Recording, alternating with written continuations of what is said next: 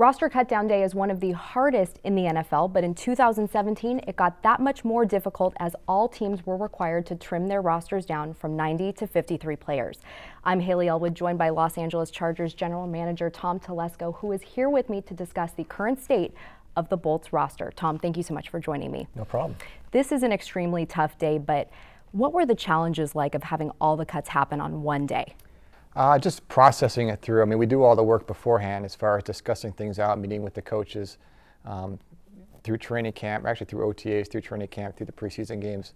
And then, today is always a difficult day. I mean, these are players that have done everything we've asked, and it's always hard to tell them that, we don't have a spot for you right now. But a lot of these guys may come back to us at some point. We've got, a new head coach, so we had a whole different process to work through, but we think we came up with a really good 53-man roster right now. One of the questions everyone had was on Mike Williams. So what went into the decision to place him on the active roster? It was really just watching his development and the progress he's made and speaking with the doctors and our trainers. And it was very encouraging news that we took him off the physically unable to perform list. He'll be on the active 53-man roster starting today.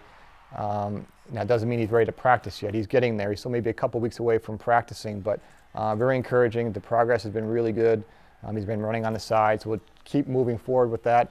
We have to stay with the same plan we've had, but at least now it's good that you start to see the end a little bit, and I think he's getting excited about actually getting out there, putting a helmet on and running some routes, catching some balls from the quarterback. So we're getting there. Like I said, he's not quite ready for practice, but we're getting closer. Another guy on the active roster is Denzel Perryman. What can you say about the progress he's made since surgery? He just had surgery last week, so it's slow right now. But the plan with him is that he would be able to come back at some point during the year. So if we put him on injury reserve, in order to use that designation, he has to count on the roster till Monday. So he'll be on the roster till Monday, and then we'll put him on injury reserve on Monday, fully hoping that when the time comes, he'll be able to come back and play, and then we'll make him a roster move at that point. The Chargers have a history of adding undrafted rookie free agents to the 53-man roster. There are currently 5 as where it stands today. What can you say about the scouting staff that you have and their ability to find that talent? Well, they've had a great tradition here way before I arrived. As far as signing some college free agents that really came in and made an impact. It's a good group. Kids are going to come in and just try and find a role. I mean, nobody's coming in, and going to make an immediate, flash impact, I don't think, but guys that can come in and really find a role, and we'll see. It's like I said, for a lot of these guys at the bottom of the roster, there's still some fluidity there. We'll see who's on the roster opening day. But some guys came in and really earned jobs, and you preach it to your players, but they have to see it too, whereas it doesn't matter if you're drafted, if you weren't, what your contract is, how much money you make. When you get here, the best players are going to make the football team no matter where you came from.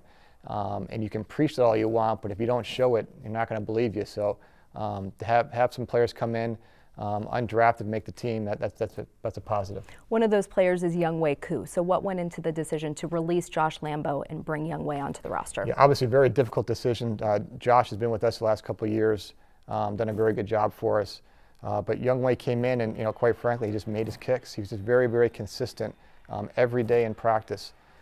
So we're excited about him. We think he's got the mentality to handle this. The lights are going to be a little bit brighter in Denver. But we like his makeup, we like his demeanor, and we're proud of him for making the team, and we're confident in him right now. This was your first cut-down day with Lynn, so what was that process like? It was great. Just like he is with you guys, and he's very blunt. There's not a whole lot of gray area, which is great when you're making decisions. Nobody's sitting on the fence as far as what do you think we should do? Hey, do you like this player? How does this player fit? If we make this move, it may affect this move over here. And he can give you really quick answers, and he can evaluate talent, he can evaluate people. The whole process with Anthony and the whole coaching staff went very well. We have some new coaches as well, some new assistant coaches, so that process went well, and we'll continue on to the rest of this weekend.